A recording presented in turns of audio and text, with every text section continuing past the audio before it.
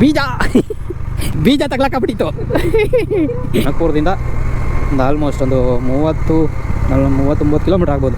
ಶಿವರಾತ್ರಿ ಪ್ರಯುಕ್ತ ನಾನು ಹೋಗ್ತಾ ಇರೋ ಟೆಂಪಲ್ ನೇಮ್ ಬಂದು ಇದು ನಮ್ಮ ಮನೆ ದೇವರು ಮಡಿವಾಳ ಶಿವನಂಕರೇಶ್ವರ ಅಂತ ಶಿವನ ಟೆಂಪಲು. ಇದಕ್ಕೆ ಒಂದು ಸುಮಾರು ಒಂದು 400 ಇಯರ್ಸ್ ಇತಿಹಾಸ ಇದೆ. ಇದ್ರದ್ದೊಂದು ದೊಡ್ಡ ಕಥೆ ಇದೆ. ಒಂದು ದೊಡ್ಡ ದೇವಸ್ಥಾನ ಇತ್ತು, ದೊಡ್ಡ ಹೊಳೆ ಬಂದು ಅದನ್ನೆಲ್ಲ ಬೆಳೆಸ್ಕೊಂಡು ಕೊಚ್ಕೊಂಡು ಕಾವೇರಿ ನದಿಗೆ ಕರ್ಕೊಂಡು ಹೋಗುತ್ತೆ. ಈ ರೂಟಲ್ಲೇ ಲಾಸ್ಟ್ ವೀಕ್ ಮಾದಾಪುನ ಪಾದಯಾತ್ರೆಗೆ ಹೋಗಿರ್ತಾರೆ ಭಕ್ತಾದಿಗಳು. ಈ ಪ್ಲೇಸಲ್ಲಿ ನಾವು ಕ್ಯಾಂಪ್ ಮಾಡಬೇಕು ಅಂತ ಅಂದ್ಕೊಂಡಿದ್ದೀವಿ. ಈ ಫಾರೆಸ್ಟ್ ಒಳಗಡೆ ಒಂದು 5ರಿಂದ 6 ಕಿಲೋಮೀಟ್ರ್ ಒಳಗಡೆ ಹೋಗಬೇಕು.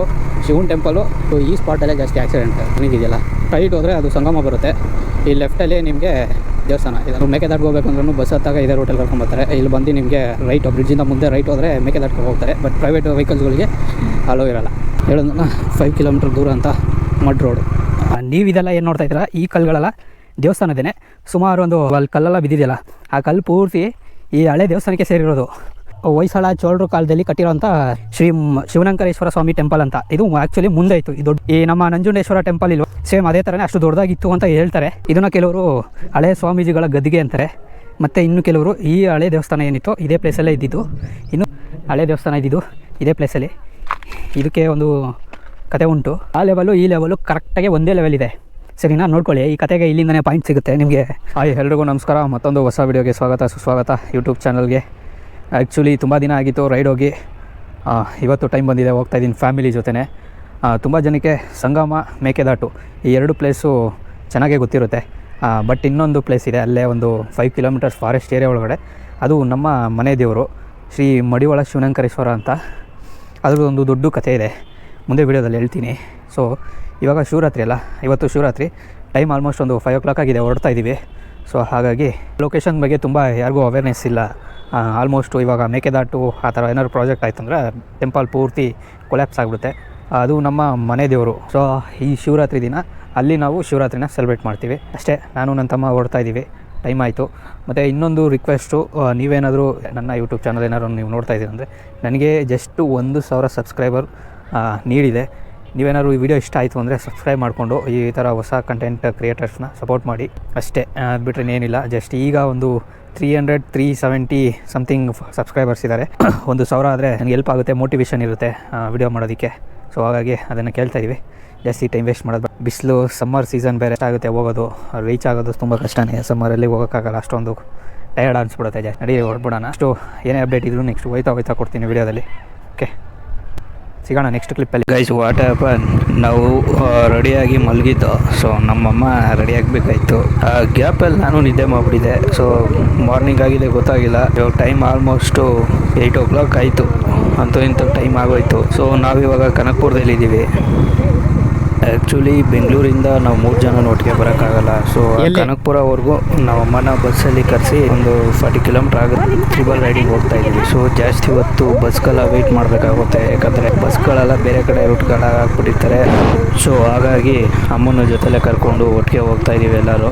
ಆ್ಯಕ್ಚುಲಿ ಈ ಪೂಜೆಗೆ ಸಾಮಾನು ತೊಗೊಬೇಕಾಯ್ತು. ಶಿವರಾತ್ರಿಲಿ ಜಾತ್ರೆ ನಡೆಯುತ್ತೆ. ಅಲ್ಲಿ ಪೂಜೆ ಮಾಡಿಸಿದ್ರು ಅಷ್ಟು ಸ್ಯಾಟಿಸ್ಫ್ಯಾಕ್ಷನ್ ಆಗೋಲ್ಲ. ಸೊ ಹಾಗಾಗಿ ಅದನ್ನು ತೊಗೊಂಡು ಹೋಗ್ತಾ ಇಲ್ಲ, ಹಂಗೆ ಹೋಗ್ತಾ ಇದ್ದೀವಿ. ಅಯ್ಯಯ್ಯ, 3 ಜನ ಇದೀವಲ್ಲ, ಟ್ಯಾಕ್ ಮೇಲೆ ಕೂತಿದ್ದೀನಿ. ಬೀಜ ಎಲ್ಲ ನೋಯ್ತದೆ, ಬೀಜ ತಗ್ಲಾಕಬಿಟ್ಟಿತ್ತು. ಬಸ್ಸಲ್ಲಿ ಹೋದರೆ ಬಸ್ ಕಾಯ್ಕೊಂಡೆಲ್ಲ ಲೇಟ್ ಆಗುತ್ತೆ.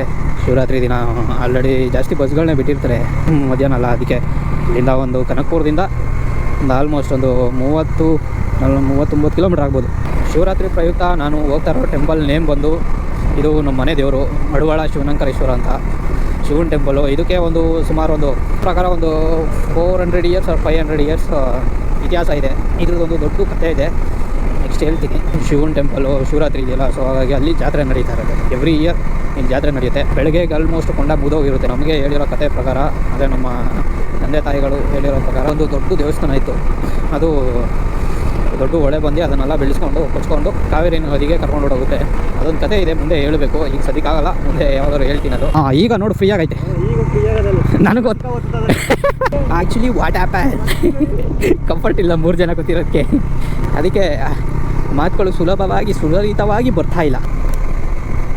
ನೋಡ್ದಾ ಹೆಂಗೈತೆ ರೆಸಾರ್ಟ್. ಈ ರೂಟಲ್ಲಿ ನೀವೇನಾದ್ರು ಬಂದರೆ ಮೇಕೆದಾಟು ಸಂಗಮ ರೂಟ್ ಇದು.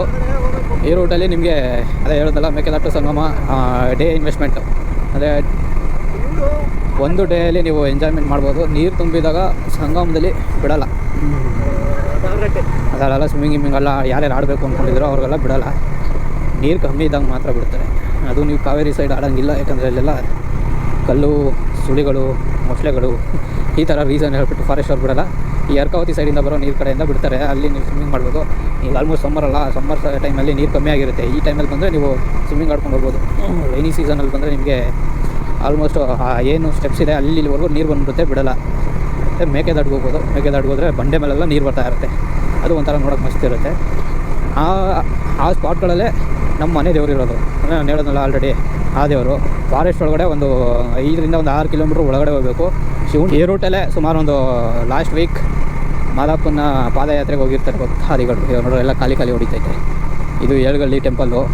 ನೀವು ಬಂದರೆ ಈ ರೂಟಲ್ಲಿ ಏನಾದ್ರು ನೀವು ಟ್ರಿಪ್ ಮಾಡಿದ್ರೆ ಎಷ್ಟು ಪ್ಲೇಸ್ ಇದೆ ಗೊತ್ತಾ. ಒಂದು ಸಂಗಮ, ಅಲ್ಲಿ ನಿಮಗೆ ಫಿಶ್ಶು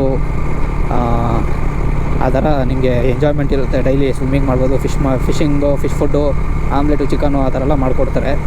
ಅದು ಮಾಡ್ಬೋದು. ಮೇಕೆದಾಟು ಅಂತ ಬರುತ್ತೆ, ಅದಕ್ಕೂ ಹೋಗ್ಬೋದು. ಮತ್ತು ಇಲ್ಲಿ ಇವಾಗ ನೀವು ನೋಡ್ಬೋದಲ್ಲ ಏಳುಗಳ್ಳಿ, ಆ ಏಳುಗಳ್ಳಿ ಟೆಂಪಲ್ಗೆ ಹೋಗ್ಬೋದು.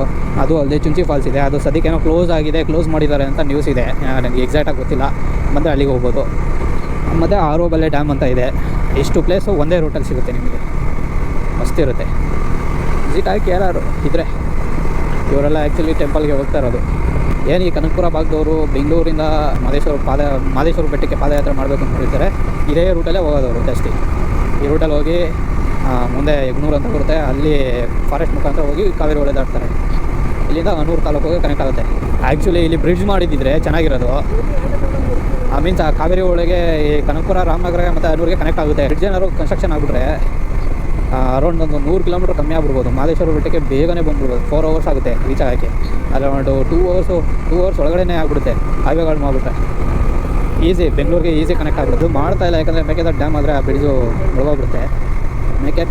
ಮೇಕೆದಾಟು ಡ್ಯಾಮ್ ಜೊತೆನೇ ಅದು ಮಾಡಿದ್ರೆ ಚೆನ್ನಾಗಿರುತ್ತೆ. ನೋಡಿ ಇದೆಲ್ಲ ಕುಡ್ದು ತಿಂದು ಮಾಡಿ ಹೋಗಿರೋದು. ಬೆಟ್ಟಕ್ಕೆ ಹೋಗೋರಲ್ಲ, ಮಜ್ಜಿಗೆ ಎಲ್ಲ ಸರಿ ಕುಡ್ದು ಹೋಗೋರು ಅಂತ.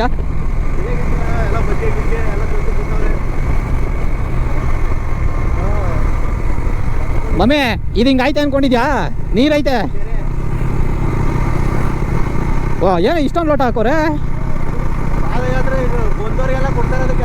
ಅಲ್ಲ, ಇದು ಕರಗಬೇಕಲ್ಲ ಪ್ಲಾಸ್ಟಿಕ್ಕು, ಅದೇಳು. ಎಲ್ಲ ಒಂಥವ ಹಾಕ್ಬೇಕು, ಹಿಡ್ಕೊಬಂದು ಒಂದು ಗುಡ್ಡೆ ತವ ಹಾಕೋರು. ಇದನ್ನೆಲ್ಲ ಕ್ಲೀನ್ ಮಾಡೋಕ್ಕೆ ಯಾವ್ದಾದ್ರು NGO ಆ ಥರ ಬರಬೇಕು ಆಗುತ್ತೆ.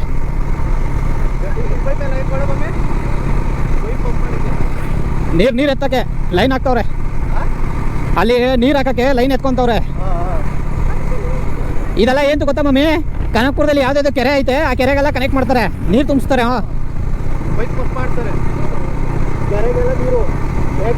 ಇಲ್ಲೊಂದು ಚೆಕ್ ಪೋಸ್ಟ್ ಸಿಗುತ್ತೆ. ಚೆಕ್ ಪೋಸ್ಟ್ ಲೆಫ್ಟ್ ತೊಗೊಂಡ್ರು ಚುಂಚಿ ಫಾಲ್ಸ್ಗೆ ಹೋಗುತ್ತೆ. ಇಲ್ಲಿ ನಿಮಗೆ ಇನ್ನೊಂದು ಪ್ಲೇಸ್ ತೋರಿಸ್ತೀನಿ ಬನ್ನಿ. ಮುಂದೆ ಇಲ್ಲಿ ಕ್ಯಾಂಪಿಂಗ್ ಮಾಡಬೇಕು ಅಂತ ಅಂದ್ಕೊಂಡಿದ್ದೀನಿ. ಕ್ಯಾಂಪಿಂಗ್ ಮೆಟೀರಿಯಲ್ನ ತೊಗೊಂಡ್ಬರ್ಬೇಕು, ಅಂದರೆ ಕುಕ್ಕಿಂಗು ಮಾಡಬೇಕು. ಒನ್ ಡೇ ಇದಕ್ಕೆ ಅಂತಲೇ ಸ್ಪೆಂಡ್ ಮಾಡ್ತೀನಿ. ನೋಡಿ ಇದೇ ಪ್ಲೇಸು. ಈ ಪ್ಲೇಸಲ್ಲಿ ನಾವು ಕುಕ್ಕಿಂಗ್ ಮಾಡಿದ್ರೆ ಚೆನ್ನಾಗಿರುತ್ತೆ. ಈ ಪ್ಲೇಸಲ್ಲಿ ನೋಡಿ ಈ ಪ್ಲೇಸಲ್ಲಿ ನಾವು ಕ್ಯಾಂಪ್ ಮಾಡಬೇಕು ಅಂತ ಅಂದ್ಕೊಂಡಿದ್ದೀವಿ. ಈ ಸನ್ಸೆಟ್ನು ನೋಡೋಕ್ಕೂ ಚೆನ್ನಾಗಿ. ಈಗೇನಿದ್ರು ಗಾರ್ಡ್ ಸೆಕ್ಷನ್ ಇಲ್ಲಿಂದ ಆಚೆಗೆ.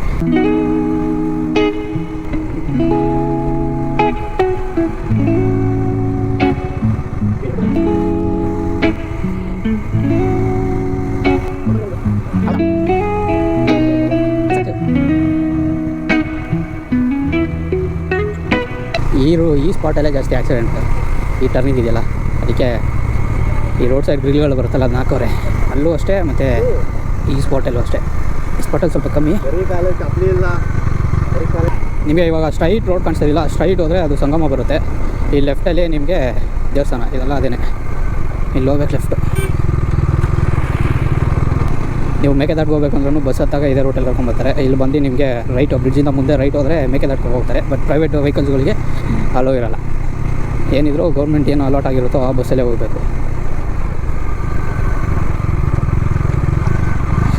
ಇದೇ ಅರ್ಕಾವತಿ ಬ್ರಿಡ್ಜು. ಈ ರಿವರ್ ನನ್ನ ಕಾವೇರಿ ಕನೆಕ್ಟ್ ಆಗುತ್ತೆ. ಈ ಹೊಳೆ ಬಂದು ದೇವಸ್ಥಾನದ ಹೊಳೆ.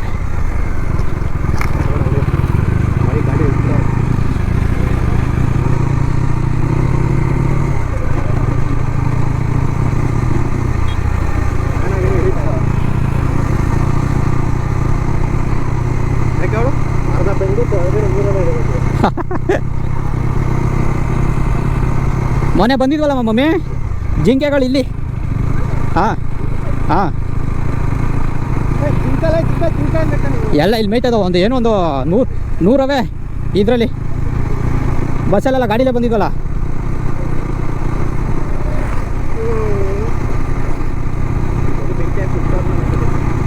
ಇಲ್ಲಿಂದ ಆಚೆಗೆ ನಿಮಗೆ ಹೇಳೋದನ್ನ 5 ಕಿಲೋಮೀಟ್ರ್ ದೂರ ಅಂತ ಮಡ್ ರೋಡು ಆಫ್ ರೋಡ್ ಇತ್ತು.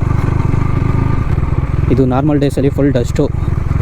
ಈಗ ಇದು ಇರೋಲ್ಲ, ಮತ್ತು ಫುಲ್ಲು ಧೂಳು. ಈಗೆಲ್ಲ ದೇವಸ್ಥಾನ ರೆಡಿ ಮಾಡೋರೆ.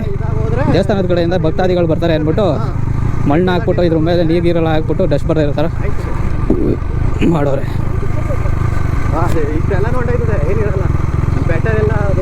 ಆ ಬೆಟ್ಟ ಲೆವೆಲ್ ನೀರು ಮುಚ್ಕೊಳ್ಳುತ್ತೆ ಡ್ಯಾಮ್ ಏನಾದ್ರು ಮಾಡಿದ್ರೆ. ನಮ್ಮ ದೇವಸ್ಥಾನನ ತಗೊಂಡು ಇದಕ್ಕೆ ಹಾಕೊಂಬಿಡ್ಬೇಕು. ಶಿವನೇಗೌಡನ ದೊಡ್ಡಿ ಕೊಟ್ಟೈತೆ, ಶಿವನೇಗೌಡನ ದೊಡ್ಡಿ ಇವಾಗ ಹೊಡಿತಾ ಇರ್ತಾರೆ. ಆಲ್ರೆಡಿ ಆ ಕಡೆಯಿಂದ ಹೊಡ್ಕೊಬತ್ತಾ ಇರ್ತಾರೆ. ಅರ್ಧ ಹೊಡೆದಿದ್ರು ನಾವು ಬಂದಾಗ ಮಣ್ಣು, ಯಾವ ಲಾಸ್ಟ್ ಮಂತ್ ಏನೋ ಬಂದಾಗ.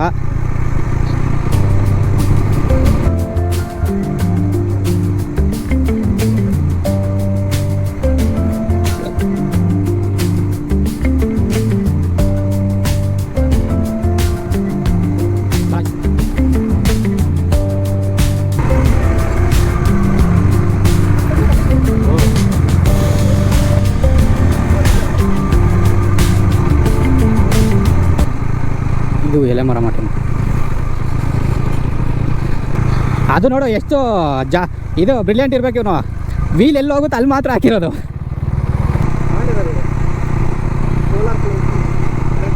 ಇದೆಲ್ಲ ಇವಾಗ ಕಿತ್ಕೋತಾರೆ ಬಿಡು. ಡ್ಯಾಮ್ ಆಯ್ತು ಅಂದರೆ ಮುಗೀತು. ಎಲ್ಲೋ ದರ್ಶನ್ ಫ್ಯಾನ್ಸಾ?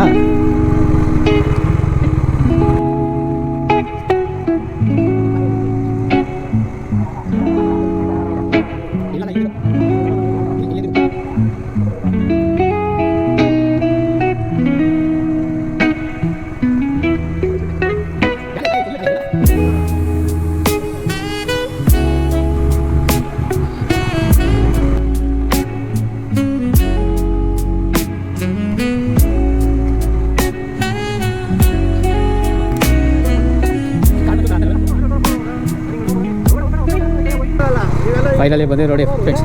ಇದೇ ದೇವಸ್ಥಾನದ ಸ್ಥಳ. ಆವಾಗ ಜಾಸ್ತಿ ಇದ್ರಲ್ಲ. ಹಾಂ,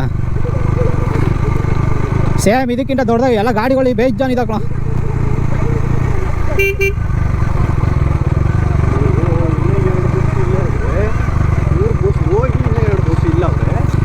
ಫುಲ್ ಜಲಿ ಜಲಿ ಶಿವರಾತ್ರಿ.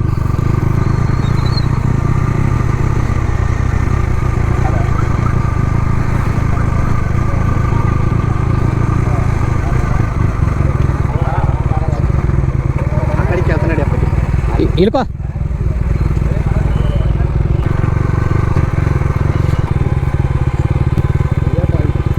6.5 hours later.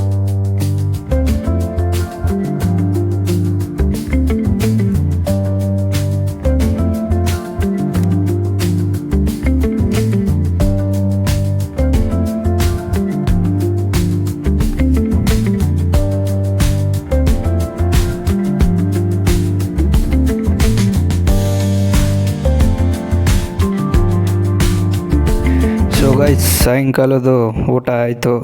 ತೇರು ಬೇರೆ ರೆಡಿ ಆಗ್ತಾಯಿದೆ. ಇದೊಂದು 3 ಗಂಟೆಗೆ ರಥ ನಡೆಯುತ್ತೆ. ಸೊ ಇವತ್ತು ಶಿವರಾತ್ರಿ ಇಲ್ಲೇ ಕಳೀತೀವಿ. ಇಲ್ಲಂತೂ ಕಾಳು ಸಾರು, ಮುದ್ದೆ, ಮಸ್ತು ಊಟ.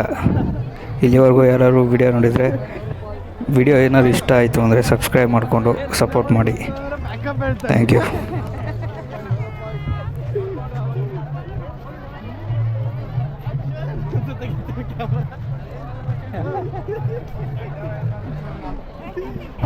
ಯಾವ್ದಾರ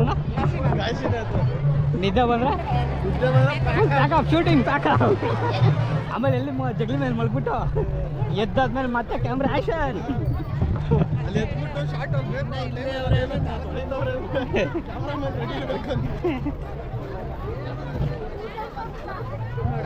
ಏನಿಲ್ಲ ಅಲ್ಲಿ ಬಂದ್ಬಿಟ್ಟು ಏನೋ ನೋಡೋಣಂತೆ ಫೋನ್ ಪೇ ಮಾಡಕ್ಕೆ